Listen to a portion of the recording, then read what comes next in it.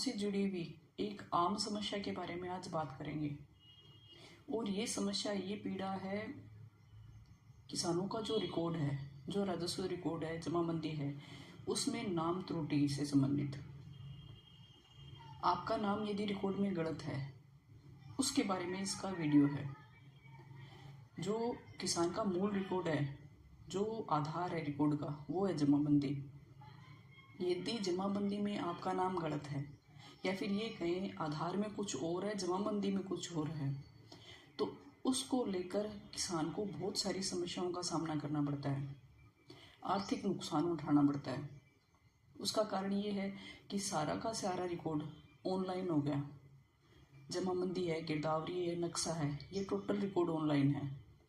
इसके साथ साथ आपका आधार है, बैंक अकाउंट है, ये सारा सिस्टम को टोटल रिकॉर्ड आपका पर्सनल हो चाहे टोटल रिकॉर्ड ऑनलाइन है। जब भी कोई योजना होती है तो उसमें नाम मिसमैच की वजह से, नाम नहीं मिलने की वजह से बहुत बार आपको उसके लिए अपात्र घोषित कर दिया जाता है। इसके अंदर दो प्रकार के कारण मुख्यतः सामने आ रहे हैं, दो रीजन जिसकी वजह से किसान को समस्या का सामना करना पड़ रहा है।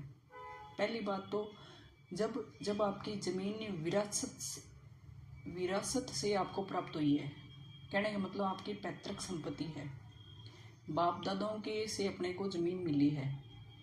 उस समय जब विरासत के इंतकाल दर्ज हुए, या फिर आपकी तरफ से जब दर्ज करवाया गया, उस समय जब या तो आपने शपथ पत्र दिया, उस समय आपका नाम गलत दिया हुआ है, या फिर जब ग्रामीण परिवेश में जब पटवारी द्वारा पूछताछ की जाती है, उस समय गांव वालों ने जो नाम लिखवाया वो नाम आपके रिकॉर्ड में आ गया, या फिर गांव के अंदर आम बोलचाल में जिस नाम से आपको साधारणतः बोला जाता है, पुकारा जाता है, वो नाम आपका रिकॉर्ड में दर्ज हो गया, जबकि आज के समय आधार में वो मैच नहीं कर रहा है। तो उससे आपको बहुत बार योजनाओं का जो लाभ आपको मिलना चाहिए, उससे आप वंचित हो जाते हो। तो इस समस्या के समाधान के लिए ये वीडियो बनाया गया है, आप हर किसान के लिए उपयोगी होगा। तो मेरा तो यही निवेदन है कि किसानों का वीडियो है, किसानों तक जरूर पहुंचाइए। बात करते हैं कि सबसे पहली बात ये कि जिस प्रकार की आपको ये समस्या है, तो उसके निदान के लिए आपको सबसे पहले समस्या की जड़ में जाना पड़ेगा। जड़ में जाने का मतलब ये है कि आपका रिकॉर्ड में जो नाम दर्ज हुआ वो कब दर्ज हुआ, दूसरा किस आधार पे दर्ज हुआ। जब विरासत का नामांतरण दर्ज हुआ वो आपको देखना पड़ेगा। विरासत का नामांतरण वो आप चेक करेंगे कि आपने जो शपथ पत्र दिया है उसमें नाम क्या दिया था, और जो नामांतरण दर्ज हुआ, इंतकाल दर्ज हुआ, या फिर ये कहें कि म्यूटेशन दर्ज हुआ, ये तीनों चीज एक ही है, नामांतरण, म्यूटेशन और इंतकाल। जब ये दर्ज हुआ उस समय आपका जो नाम दिया गया, आपने जो नाम दिया वो एज इट इज है, या फिर कुछ लिपिकीय त्रुटि से गलत हो गया। दो स्थितियां हैं, एक तो आपकी तरफ से नाम गलत ही दिया गया, दूसरा गलत दर्ज हो गया या दर्ज कर दिया गया, दो ही स्थितियां बनेगी। तो उसमें ये है कि यदि नामांतरण सही भरा गया है और उसके बाद में जमाबंदी में नोट भी सही लगा, लेकिन आगे की जो जमाबंदियां हुई है, आगे जो बार बार जमाबंदियां 4 साल बाद में बनती थी, उन जमाबंदियों के अंदर आपका जो आगे जो जमाबंदियां बनी उसमें लिपि की त्रुटि से नाम गलत लिखा गया। हाथ से पहले जमाबंदियां लिखी जाती थी, पुरानी जमाबंदी में आपके सही आ रहे हैं, लेकिन आगे की जो जमाबंदियां हैं उनमें नाम गलत आ रहा है। तो उसके अंदर आप तहसील स्तर पर सुधार करवा सकते हो।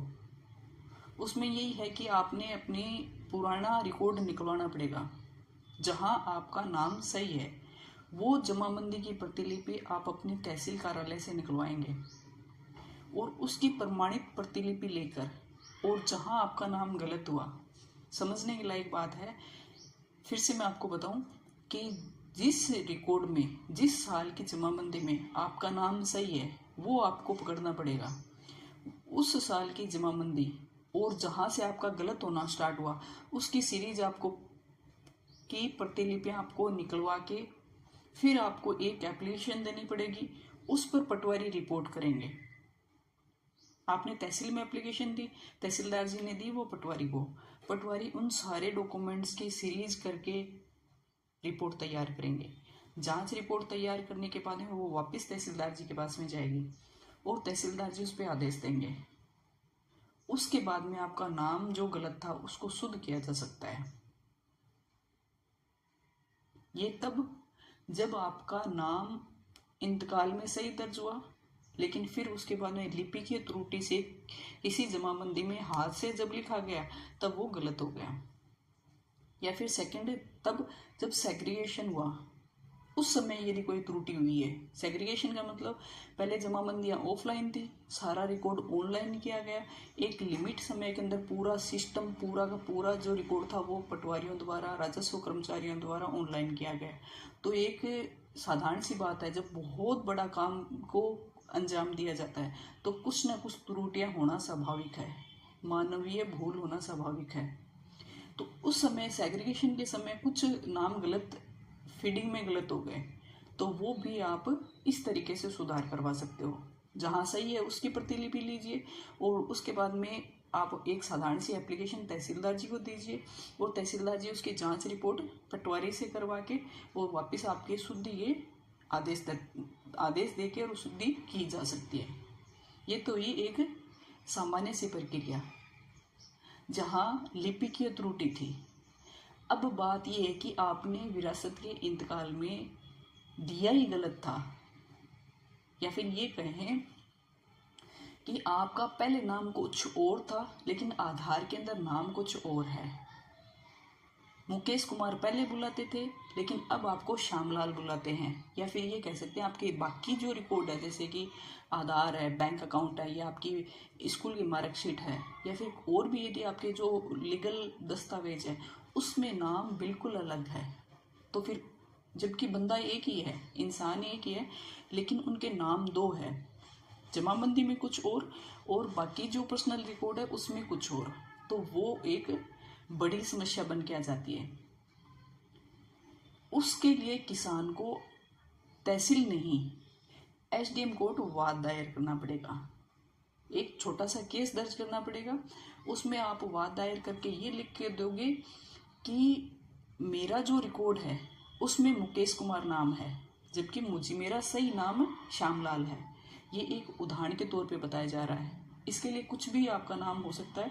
एक समझाने के तरीके से आपको उदाहरण के तौर पे बता रही हूँ कि जमाबंदी में आपका नाम कुछ और है जबकि आधार में कुछ और है, और ये तब है जब शुरू से ही गलत दर्ज हो रहा है, जब लिखवाया गया तब वही, जब खातेदार का नाम किसी लिपिकीय त्रुटि से गलत नहीं हुआ, बल्कि जब विरासत का इंतकाल दर्ज हुआ उस समय उनका जो नाम इन्होंने दर्ज करवाया वही दर्ज है, बल्कि बाकी दस्तावेजों में उनका नाम कुछ और है, और वो जैसे आधार है या फिर कुछ और जो भी उनके पर्सनल डॉक्यूमेंट्स है उसमें नाम कुछ और है, और वो जमाबंदी में चेंज करवाना चाहते हैं। तो इसके लिए वो एसडीएम कोर्ट वाद दायर करेंगे। जब आप वाद दायर करोगे तो एसडीएम साहब उस केस को लेने के बाद में वो रिपोर्ट मांगेंगे तहसीलदार जी से कि इस बात की जांच करें कि ये दो नाम जिस व्यक्ति के हैं क्या वो एक ही आदमी है। जैसे रिकॉर्ड में श्यामलाल है जबकि जमाबंदी के अंदर रामलाल है, तो रामलाल और श्यामलाल क्या दोनों एक ही आदमी के नाम है? तो वो रिपोर्ट तहसीलदार जी से मांगेंगे और तहसीलदार जी भेजेंगे पटवारी हल्का को, और पटवारी साहब उस चीज़ को सर्किल में जाके जांच करेंगे, खुद तसल्ली करेंगे कि ये जो अपना नाम शुद्धि करवा रहे हैं, नाम सही करवा रहे हैं, तो वो दोनों एक ही व्यक्ति है या अलग अलग है, कहीं कोई फर्जीवाड़ा तो नहीं हो रहा। इस तरीके की वो पूरी अपनी तरफ से 100% जांच करके जब उनको क्लियर हो जाए ये चीज़ कि ये दोनों नाम एक ही व्यक्ति के हैं, तो फिर वो वापस रिपोर्ट अपनी तैयार करके तहसीलदार जी को देंगे, और तहसीलदार जी उस चीज़ की रिपोर्ट तैयार करके वापस एसडीएम साहब को भेजेंगे।